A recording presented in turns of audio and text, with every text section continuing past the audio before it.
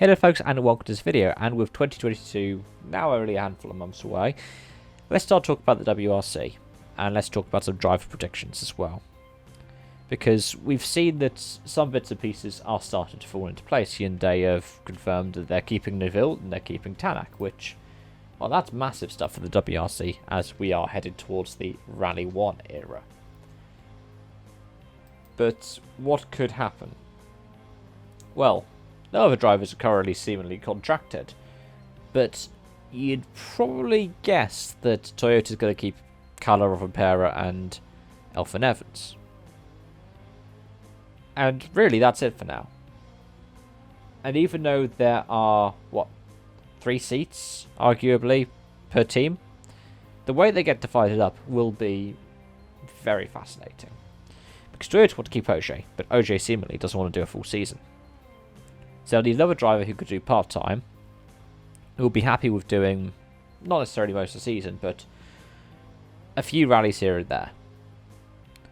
So I'd like to make a case for Pecca Lappi. My kind of second choice would be Chris Meek, but he does a lot of testing nowadays, so I reckon Toyota will be trying to keep him in the loop, but more in a testing role. Testing and development for the GR Yaris, and testing and development for their upcoming Rally 3 Challenger.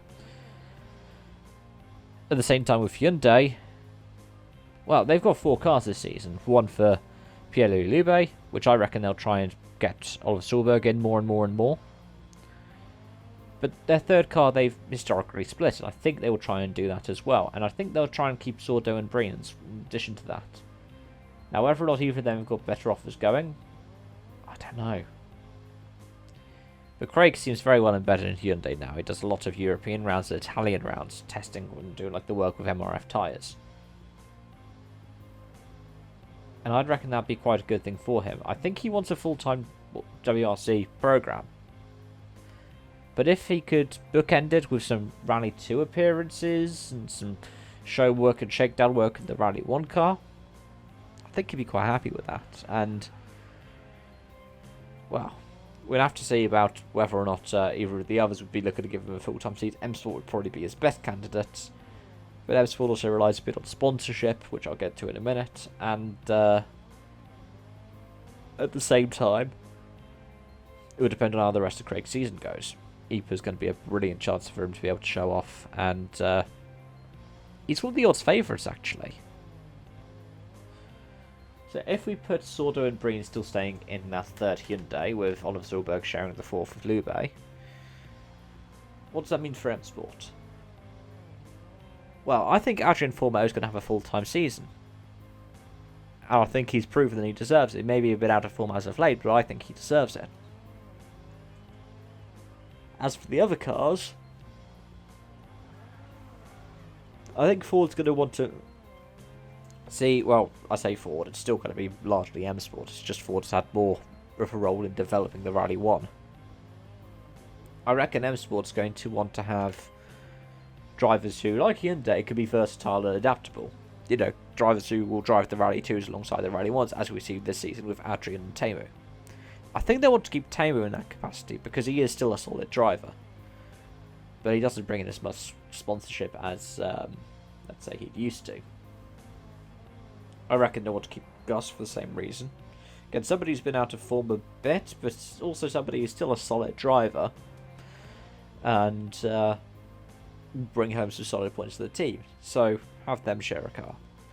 And for the third car, I don't know. I reckon they'll try and split that one as well. And I could give you a name that I think would definitely be going towards it. Andreas Mikkelsen. Because with drivers like Lappi, who drove for M-Sport before, the reason why he wasn't kept on is because he didn't bring in much in the way of sponsorship. It was essentially Citroën who covered his drive for 2020. But Andreas has been out of the cars for a while. He'd been in Rally 2s. He's still got some sponsorship. He's got good deals through Even Management as well. I believe he still works with Even. Don't think he's left them. There was somebody who did, and I can't remember who it is right now off the top of my head. But Yeah, I reckon Mickelson would be a good shout. I mean, he's the guy who leaked that it was going to be a Puma, so it means that he's obviously been in the know for lots of the testing and development of it.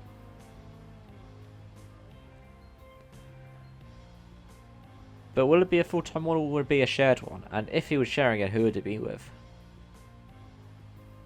That's a question I'd like you all to answer, because I can't really think of anyone else who he'd likely be sharing it with. Maybe a list of different pay drivers who are paying in for a round or two. Maybe we could see Prokop in a Rally 1 car for a round or two on tarmac, or let's say we could see the likes of the Serdaridis, who did a couple of rounds in, what, 2018? Like Armin Kramer also did a couple of rounds in 2018. Or Devidas, who did a couple of rounds, was it last year? Might have been 2019. In a World Rally Car Fiesta. That's what I reckon we might be able to see. But either way, let me know your thoughts. Thank you so much for watching, and I hope to see you again soon. Bye-bye for now.